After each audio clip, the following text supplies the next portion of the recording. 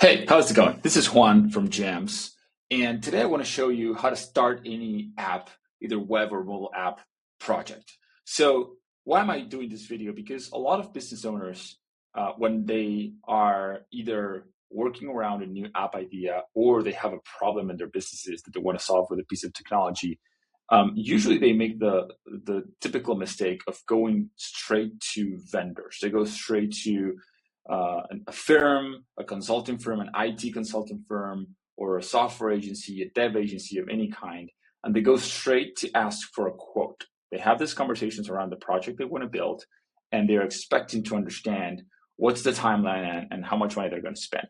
And this is a problem because it assumes you did your homework with yourself and your team, asking the right questions about the project and getting to the right answers before going to a quote. So before you do that, don't do the mistake. Let me actually show you what you have to do first. It takes a couple of weeks of work, but it's actually something that it's very, very, very important because it's going to save you time and above all, money. So let's say we're building a platform for private community members. Okay. So we're going to start with our user. Who's our user? We're going to ask ourselves, who is the main user behind this system? It could be just one person. It could be multiple. That's very, very common. Let's say it's Jane Doe, 42-year-old, mom of one, entrepreneur, founder, runs and plays pickleball. Okay, cool. We're going to sit for an hour to 90 minutes with our teams involved in these projects. We're going to open up a whiteboard and we're going to start drawing the app. What's drawing the app? You don't have to do anything very complex. You don't have to come up with any kind of weird framework or user journey or anything like that. Just open up a whiteboard. I'm using a Scally Draw here. You can use FigJam, you can use Miro, or actually use a real whiteboard if you're doing this in person with your team, which is way more productive. And start drawing the app. Start with user lands on the app. What happens next?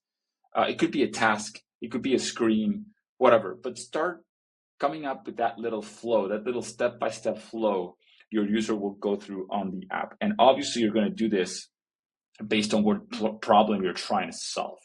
And do this exercise back and forth until you can come up with a very nice plan or a very nice outline or layout or for what the project would look like, right? So this is going to be a V1, and try to prioritize along the way what's non-negotiable for a V1 for our users and what could wait. Obviously, this is not something you're going to solve in 90 minutes for the entire project. Wait, but this is going to be the number one conversation you're going to have. The first initial project or the first initial task, ideation session. You're going to come up with a bunch of different arrows and boxes and different screens, and now you're going to have an idea of what the project could look like, right? Interesting thing is that today, with all the AI tools we have, you can go from this all the way to a prototype, because now you have a user, you know exactly who that person is or who that group of people are, and you have your initial user or app flow, right? That step-by-step process the user is going to go through. That can give you a prototype. Ideally, that initial single feature minimum viable product prototype, right? And you can start playing around with it. You can start using it. You can start visualizing what this project could look like. And then you're going to do a bunch of iteration loops around this concept. You're going to go from prioritization. What do we need in this project to solve the main problems for the user that we're trying to help? We're going to iterate around that. We're going to validate. How do we validate? We talk to the users, or we do research, ideally both. How do we talk to users? We just literally go to the users that are going to be using this thing.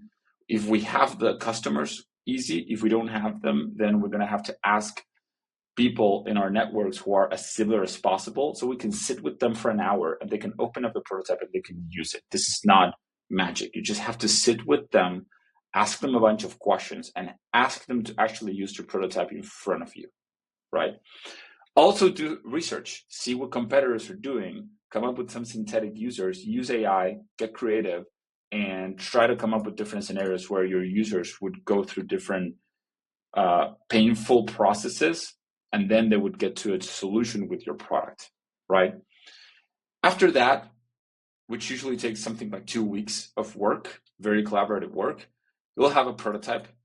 Probably if you work with an engineer, you'll have some kind of proof of concept of something technically you want to validate, like an AI agent or something like that.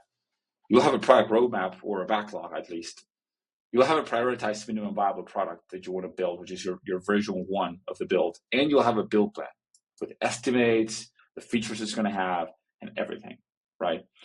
This is very important because actually what you want from this IT firms or consulting firms or development teams or even your own developer, you want to have all of this as your main initial assumptions before asking for a quote. This is what the team actually has to quote, right?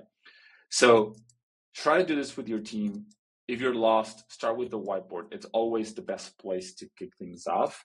And this is going to help you get a lot of clarity. And above all, it's going to take you to a place where you ask yourself a lot of questions that maybe you weren't asking in the first place. And that's going to take you to a much better spot in the future. Thank you for watching.